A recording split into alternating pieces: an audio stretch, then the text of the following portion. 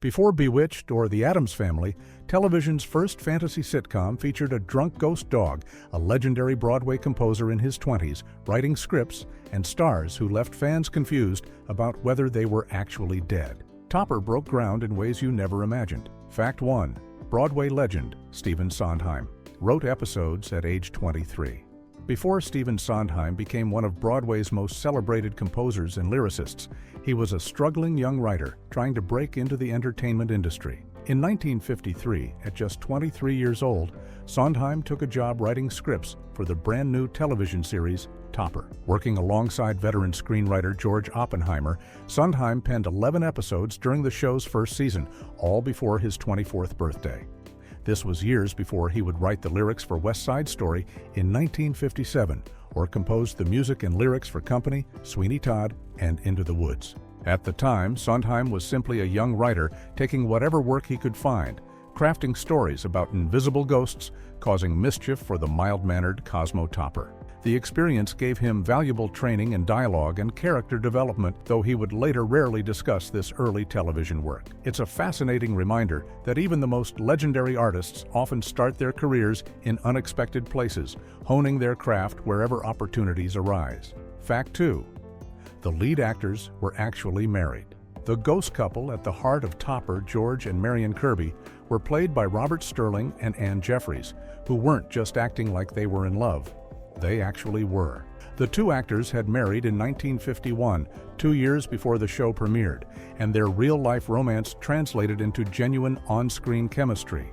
Audiences watching the playful, affectionate interactions between the ghostly Kirbys were witnessing an actual married couple at work. This wasn't a brief Hollywood marriage either. Sterling and Jeffries remained together for 55 years until Sterling's death in 2006, making their partnership one of the longest-lasting marriages in entertainment history. The producers of Topper couldn't have cast the roles better if they'd tried, as the authentic warmth and playfulness between the two actors helped make the supernatural premise feel grounded and believable. Watching old episodes today, you can see the real connection between them in every scene, a rare case where Hollywood casting accidentally captured something completely authentic. Fact 3. Camel cigarettes forced everyone to smoke. Constantly Topper was sponsored by RJ. Reynolds Tobacco Company, the makers of Camel cigarettes and the sponsor, didn't just pay for commercial time.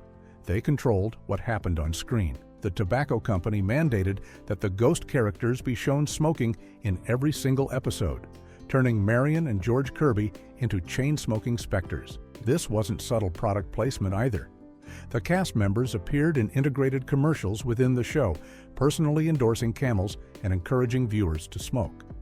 Between scenes, actors would look directly at the camera and announce that Camel was sending free cigarettes to military bases and veterans' hospitals, framing smoking as patriotic support for troops. This level of sponsor control was common in early television, where single sponsors often funded entire programs and dictated content. Looking back now, it seems bizarre to imagine ghosts pausing their supernatural antics to light up cigarettes. But in the 1950s, this was standard practice. The show essentially functioned as a 30-minute Camel advertisement wrapped around a sitcom, with every character constantly demonstrating how enjoyable smoking could be. Fact 4. Neil the dog was TV's second highest paid animal. Neil, the perpetually drunk St. Bernard ghost who accompanied George and Marion Kirby, wasn't just a scene-stealing character. He was also one of television's highest paid animal actors.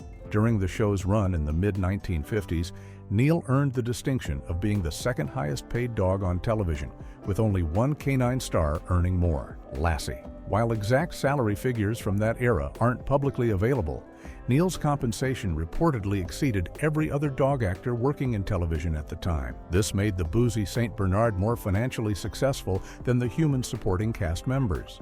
The dog's prominent role in every episode, combined with his comic timing and the technical difficulty of filming scenes with an animal, likely justified the premium salary.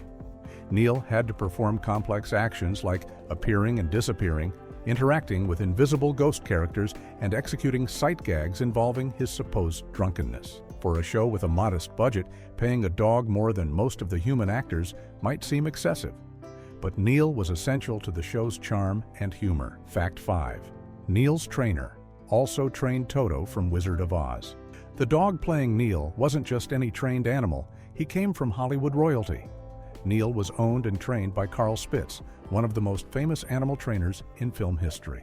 Spitz had previously trained Toto, the Cairn Terrier who appeared in The Wizard of Oz in 1939, creating one of cinema's most iconic animal performances. But the connections go even deeper.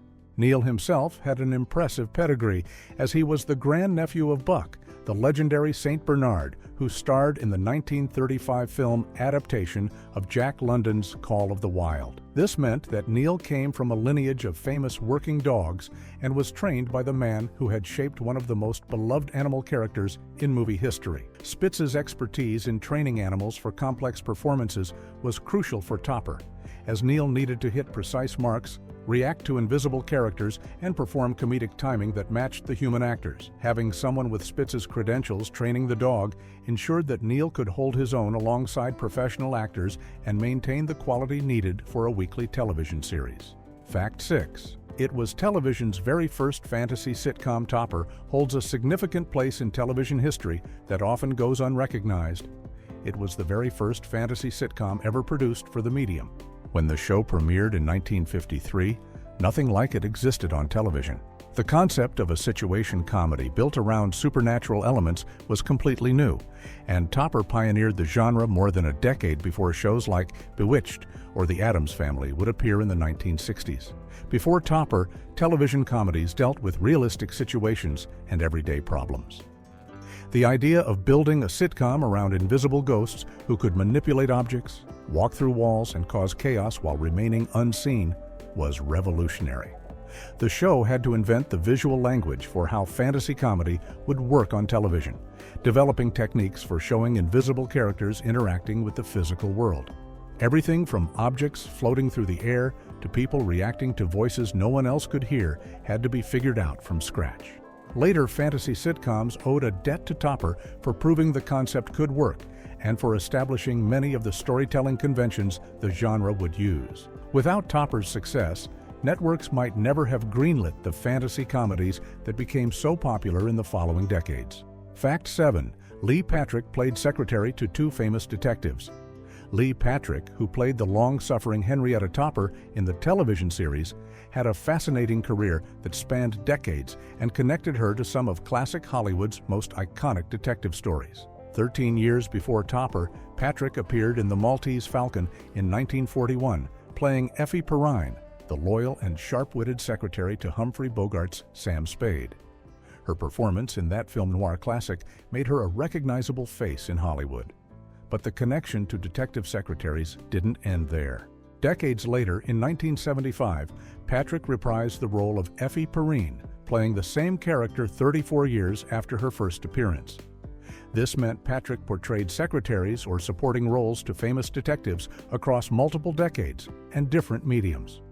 The contrast between her serious, sophisticated role in The Maltese Falcon and her comedic, flustered portrayal of Mrs. Topper showcased her range as an actress. She went from working with Humphrey Bogart in one of film noir's defining masterpieces to dealing with invisible ghosts in a sitcom, demonstrating the versatility required of working actors in Hollywood's studio system. Fact 8. Leo G. Carroll later became Mr. Waverly.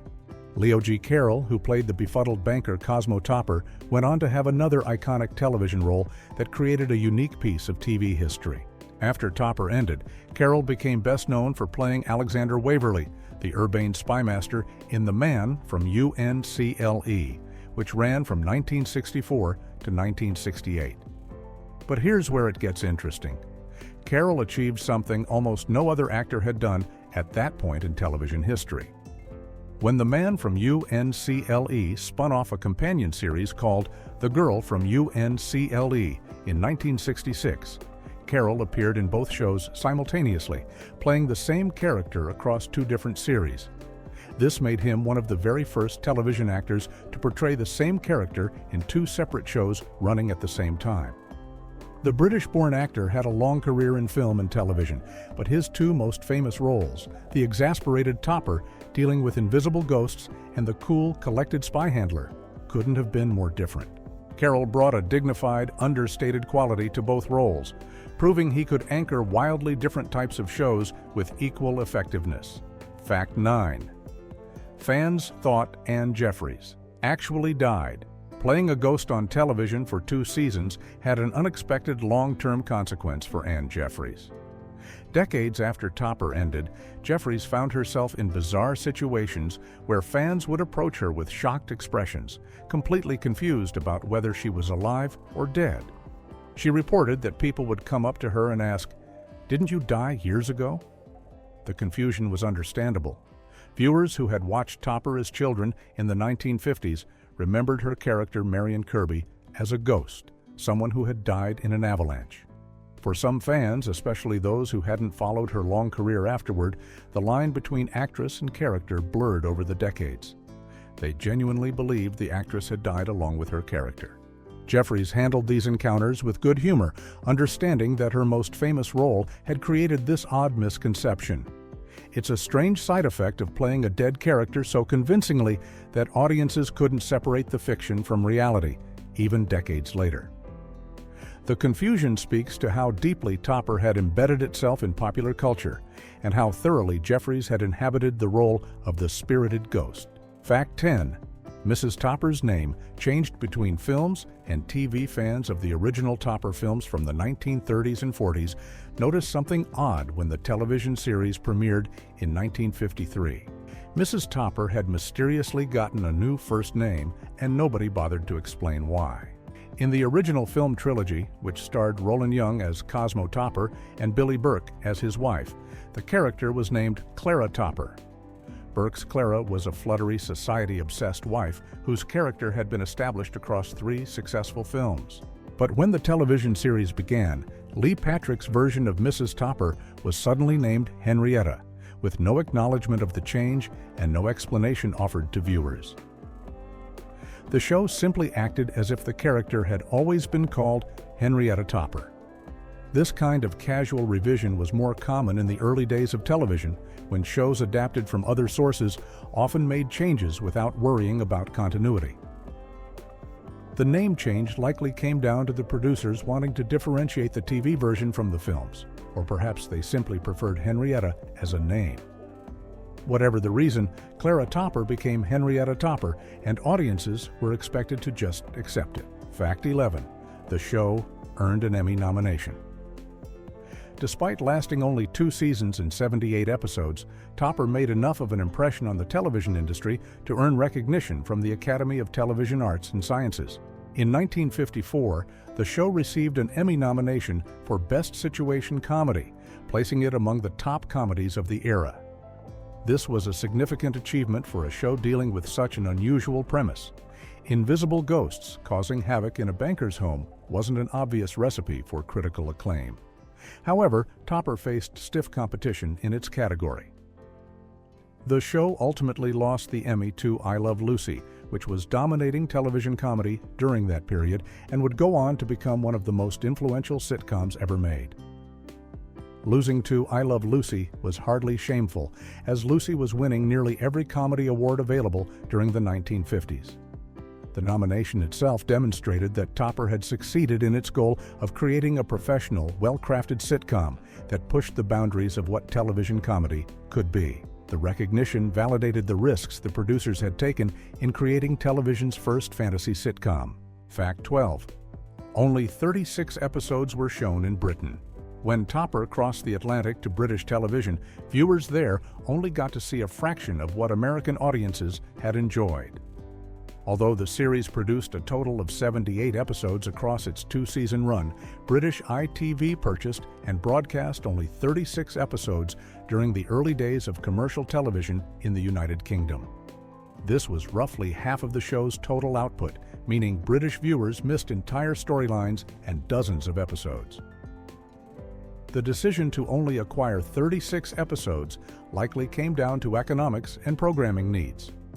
In the 1950s, British commercial television was just getting started, and importing American programs was expensive. Networks would often purchase only the episodes they felt would work best for their audiences or could afford within their budgets. The limited broadcast also meant that Topper never achieved the same cultural penetration in Britain that it had in the United States. While American viewers could see the full arc of the series and all its recurring jokes and character development, British audiences only got a curated selection. This practice of selective episode purchasing was common for imported American shows during that era, but it meant international audiences often had a very different experience of shows compared to their American counterparts. Fact 13. The drunk dog caused the avalanche deaths.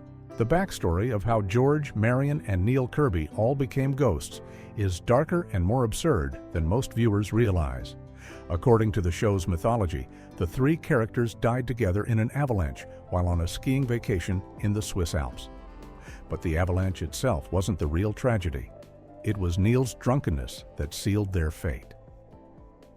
As a saint, Bernard, Neil was supposed to be carrying the traditional small barrel of brandy around his neck, which rescue dogs historically used to revive people trapped in snow. When George and Marion got caught in the avalanche, Neil was supposed to dig them out and rescue them with that emergency brandy. However, Neil had already drunk all the brandy from his rescue barrel before the avalanche hit. Being too intoxicated to perform his duties, the drunken dog failed to save his owners, and all three of them froze to death in the snow. This means the entire premise of the show, three ghosts haunting Cosmo Topper, exists because a dog couldn't control his drinking. It's a surprisingly grim origin story for a lighthearted comedy, made even stranger by the fact that the show never dwells on this tragedy, but instead treats Neil's alcoholism as an ongoing joke. Fact 14. 14 episodes are still missing. Television preservation wasn't a priority in the 1950s, and Topper has paid the price for that neglect. Of the 78 episodes produced during the show's two-season run, 14 episodes remain lost or unavailable to this day. These missing episodes represent nearly 20% of the series' total output, gone because networks and studios didn't see value in preserving old television programs. In the early days of television, episodes were often recorded on kinescope, a primitive method of filming a television monitor while the show aired live. Many of these kinescopes were later destroyed or simply lost because storage space was expensive, and nobody imagined future audiences would want to watch old TV shows. The DVD collections that exist today contain only 64 episodes, and even those surviving episodes are often in poor condition with degraded image quality and sound issues. For historians and fans trying to understand the complete scope of Topper's influence and storytelling, these missing episodes represent a frustrating gap in the record. We'll likely never know what jokes, storylines, or performances were lost when those 14 episodes disappeared, making them a permanent mystery in television history.